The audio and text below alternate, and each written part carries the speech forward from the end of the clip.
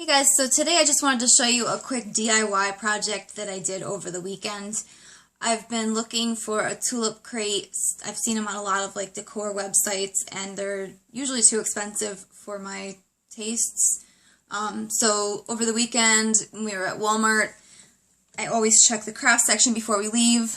I ended up finding this crate and it was $12.97. And it was in the floral aisle. So I ended up getting this to do a DIY because I thought that part where it says blooming would actually be great for a tulip crate. So let me just show you what I ended up with. Alright, so the first thing I did was cut it all apart. You can see it would have been like a normal crate.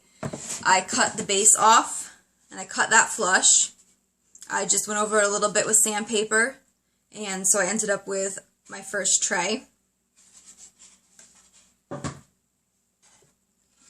This would have been the top part, and I also cut that flush.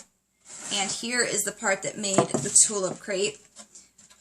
I left the little, I guess, legs on there. I sanded down the word blooming because it looked too new and I wanted it to look aged. So I just went over that with a piece of sandpaper. And then what I did for the bases on both of these, because they won't have a base once you cut them apart,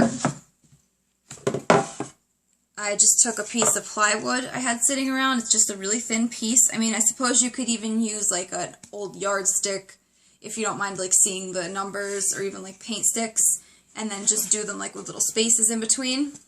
But I just had this plywood sitting around, so I laid the tray and the crate on it, just traced around them, cut it out. I used a jigsaw and some sanding, palm sander, but I mean, you might even be able to do that with a hacksaw if you didn't have the right tools. This wood was soft enough that the whole crate came apart with a hacksaw without any issues. So then once I got this cut to size, I stained it, and the stain I used is Rust-Oleum Weathered Gray. And this I had sitting around from a project before. I picked it up originally from Home Depot though.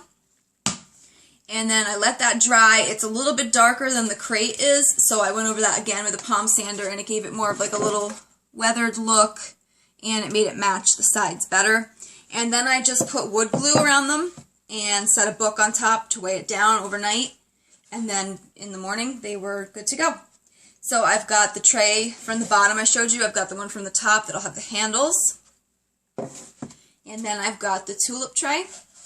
And I know these usually have mesh in them, but I wanted to go with the wood look because I thought that the wire would end up scratching or picking the fabric on the ottoman.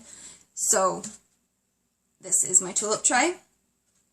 And all said and done, I spent $12.97 because I had all the other parts.